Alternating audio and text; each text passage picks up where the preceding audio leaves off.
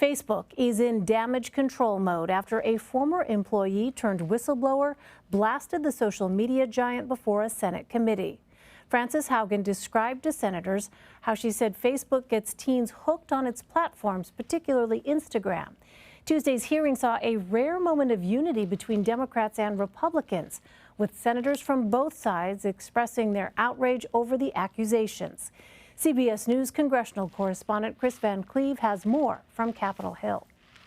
They're paying for their profits right now with our safety. Former Facebook employee Frances Haugen told senators Facebook is looking to hook kids early, hoping they'll also bring their parents online. But she says the company's own research shows its Instagram platform can be harmful to teens, even addictive, especially for some girls. It's just like cigarettes. Teenagers don't have good self-regulation. They say explicitly, I feel bad when I use Instagram, and yet I can't stop. She blamed the app for directing kids from healthy eating recipes to anorexia, prompting suicidal thoughts and making bullying worse. Kids who are bullied on Instagram, the bullying follows them home. It follows them into their bedrooms. The last thing they see before they go to bed at night is someone being cruel to them. Mark Zuckerberg's new policy is no apologies. Haugen says CEO Mark Zuckerberg is Facebook's ultimate decider. Mark holds a very unique role in the tech industry. There are no similarly powerful companies that are as unilaterally controlled. Where is Mark Zuckerberg? Why is he not the face of this conversation right now? I work with Mark Zuckerberg closely. I can tell you he cares a lot about these issues. He always has. Monica Bickert is a Facebook vice president. Does the buck stop with you, or does the buck stop with Mark Zuckerberg? Everybody who is working on these issues at Facebook, starting with Mark, but continuing down to anybody on these safety teams, cares about these issues. Tonight, Facebook is pushing back at Haugen, saying she was not involved with company decision-making and called the tens of thousands of pages of documents she turned over stolen. We are doing the research exactly because we care about safety. If one teen on Instagram is having a bad experience, we need to do better. If you were a member of this panel, would you believe what Facebook is saying? Facebook has not earned our right to just have blind trust in them. This was one of those rare hearings where Republicans and Democrats across the board almost agreed that it was time for action. New regulations for big tech. In fact, several of the senators said to each other, it's time to get to work.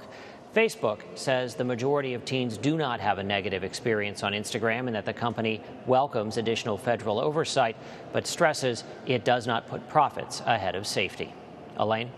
Chris Van Cleve, thank you. For more, I want to bring in Nick Thompson. Nick is the CEO of The Atlantic, and for our longtime viewers, a CBS News alum, former contributor. Nick, it's good to see you. It's been a long, long time.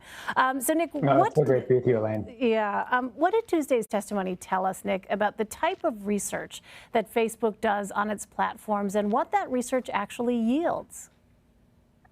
Well, we know that Facebook does lots of research. We've known for a long time. We just didn't know the contents of the research, right? I would have been certain that Facebook did a lot of research on every implication of every algorithmic change, on every effect on every cohort, including teenage girls. I think the big revelation wasn't the types of research they do, but actually looking at the data and seeing how Facebook responded, which is what made that day of testimony so damning. Well, Facebook attempted to discredit Haugen's testimony by pointing out she didn't work in the business area she was being questioned about, as we saw in Chris's piece, something that Haugen acknowledged. How did lawmakers respond to this, and did this have any impact on Haugen's testimony? I don't think it had any impact because for two reasons. One, Haugen wasn't asserting that she had been a decision maker. She wasn't claiming expertise that she didn't have. In fact, on multiple occasions, she said, well, no, I didn't actually work on that. I can't answer that specifically. And also she had documents. And so if she had just come and said, Facebook has these views, Facebook does these things, it would have been quite different. Then you could have discredited her and said, well, she wasn't in the room, she didn't know. But when she comes and she's also brought, several briefcases of documents, it's a very different story. So I can see why Facebook made those claims, which are true. You should not look at Frances Haugen and think that she was a decision maker. Absolutely not. But she wasn't pretending to be. Nick, I wonder, what, if anything, can Congress do to address some of the issues and concerns when it comes to children and social media? Because, you know, as any parent will tell you, children are particularly vulnerable and can be persuaded, you know, not just with social media, but with other kind of influencing factors. With that in mind, what potentially could be on the horizon here when it comes to Congress? Well, one of the things this hearing will do is it will make public sentiment towards Facebook get worse. It will increase congressional anger towards Facebook. And the most likely regulatory action is some kind of breakup, some kind of antitrust action. There's been a lot of movement on that. Now, what's so interesting is that Frances Haugen specifically said she didn't want that.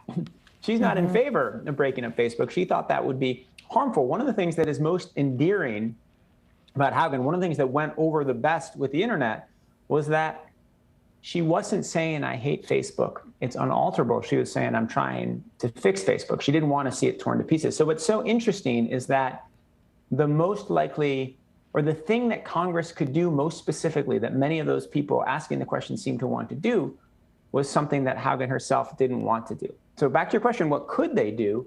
One of the things that she recommended is a certain amount of algorithmic transparency, to get people in tech to study Facebook's algorithm, to report back on it.